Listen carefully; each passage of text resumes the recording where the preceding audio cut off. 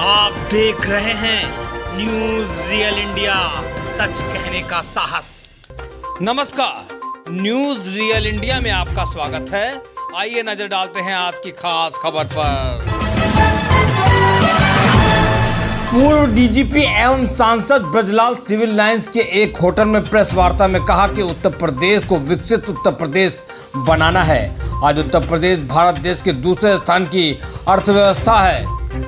हमें उत्तर प्रदेश के सम्मान और गौरव को वापस लाना है। भारतीय जनता पार्टी ने अपने 2017 के संकल्प पत्र में जो भी वादे किए थे वह सभी वादे पूरे किए हैं। आज उत्तर प्रदेश की जनता की आकांक्षाएं हमारी सरकार से बढ़ गई हैं। पूर्व की सपा बसपा कांग्रेस की सरकारों ने पक्षपात की राजनीति की है, जिसके कारण कानपुर विकास की दौड़ में पिछड़ गया है। विपक्ष का काम जनता के पैसे का दुरुपयोग करना और स्वयं का विकास करना था। विपक्ष की राजनीति का परिणाम प्रदेश की जनता को भुगतना पड़ा है। उन्होंने पिछले दिनों एक जनसभा में मुख्यमंत्री अखिलेश यादव द्वारा पुलिस पर की गई अभद्र टिप्पणी पर बोलते हुए कहा, उन्होंने अपराधियों और अराजक तत्वों का मनोबल बढ़ाने के लिए इस तरह की टिप्पणी की है।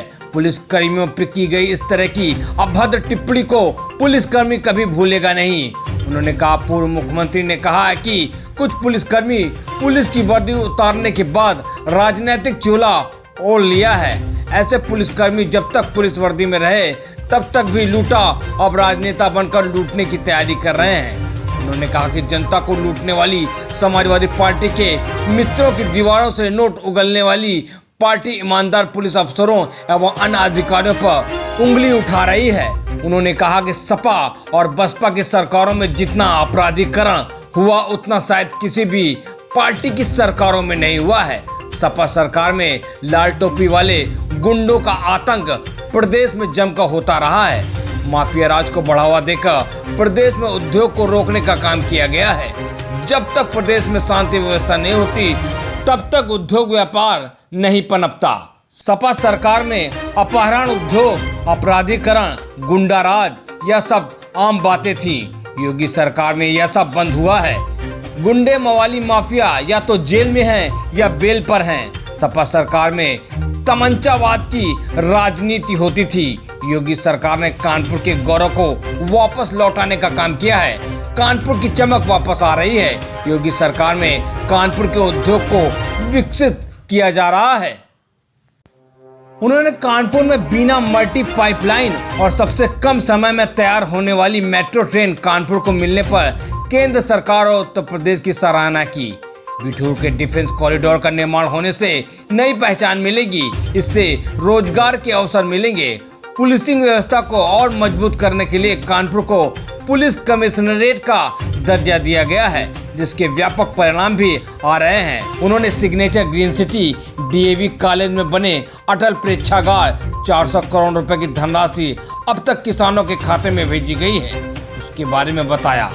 उज्ज्वला योजना के तहत प्रदेश में 1,67,00,000 महिलाओं को उज्ज्वला कनेक्शन दिए गए हैं। विधवा मासिक पेंशन योजना के तहत विधवाओं को 500 के स्थान पर अब 1,000 रुपए सरकार देगी। भारतीय जनता पार्टी 2022 में सरकार बनने पर किसानों को सिंचाई के लिए मुफ्त में बिजली उपलब्ध कराएगी। लघु और सीमांत किसानों को सिंचाई के लिए बोरवेल, ट्यूबवेल के लिए 5,000 करोड़ रुपए की व्यवस्था की गई है। भाजपा सरकार सभी गरीब निराश्रित लोगों को आवास भी उपलब्ध कराएगी। इस प्रेस कॉन्फ्रेंस में प्रदेश प्रवक्ता आलोक वर्मा, क्षेत्रीय मीडिया प्रभारी मोहित पांडे आदि लोग उपस्थित थे। कानपुर से संपादक अच्छांश चतुर्वेदी के साथ विशाल सैनी की रिपोर्ट, न्यूज रियल इंडिया में। प्रभारी हूँ और खासकर सीसा मोड़ का तो मैं लगभग 1.5 साल से प्रभारी रहा। आज और कल मैंने कानपुर को समय दिया है। आज कई जगह में गया जनसंपर्क के लिए। मैं आपसे कहना चाहता हूँ कि बीजेपी सरकार ने जब से प्रदेश की सत्ता संभाली है तभी से हमारा लक्ष्य रहा है कि हमें उत्तर प्रदेश की बीमारू राज को वापस करना है।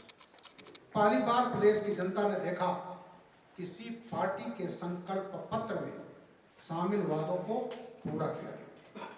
वादों को पूरा होते देखकर आज प्रदेश की जनता की आकांक्षाएं भी हमारी सरकार से बढ़ रही हैं।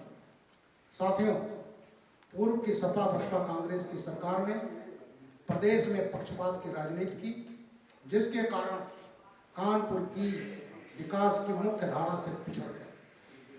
विपक्ष का काम जनता के पैसों को दुर्दी रहे तब लूटा और अब पार्टी में आकर के चुनाव लड़ रहे हैं, लूटने का प्रयास कर रहे हैं। मुझे बड़ा कष्ट होता है कहते हुए कि भ्रष्टाचार की नींव पर खड़ी समाजवादी पार्टी आज उन अफसरों पर, सबका हक है चुनाव लड़ने का, मैं तो रिटायर होने के बाद 38 वर्ष की सेवा के बाद किया और कुछ अधिकारी बीआरएस लेकर के 28 साल की नौकरी के बाद सेवा कर रहे हैं, उस पर आपको उंगली उठाने का है, जिसकी बेदाग छवि कभी कोई आदमी उंगली नहीं उठा सकता। और ये कह रहे हैं लूटने वाली जनता को, लूटने वाली पार्टी, यहाँ उनके इत्र राज, व्यापारियों को फोन करके वसूलना, पेट्रोल भरा लेना, पैसा नहीं देना, ये बड़ी आम बात थी। तमंचावाद की राजनीति और गाड़ियों के काफिले गुंडों के चलते थे, उससे जोगी राज में ये सब मुक्त हुआ है। जोगी सरकार ने कानपुर में अनेकों विकास कार्यों को अंजाम दिया। आज कानपुर का गौरव वापस लौट रहा है और कानपुर की चमक भी वापस आ रही है। जोगी सरकार में कानपुर में उद्योग विकसित हुए हैं, जो वही आधारभूत संरचना को और मजबूत किया गया। भाइयों, केंद्र और राज्य सरकार की उपलब्धियां क्या हैं, मैं इस पर जरूर बोलना चाहूंगा। बीजेपी सरकार ने हाल में बीना है रिफाइनरी एमपी में को पनकी कानपुर में फ्यूल टर्मिनल तक मल्टी प्रोडक्ट पाइपलाइन का निर्माण किया है।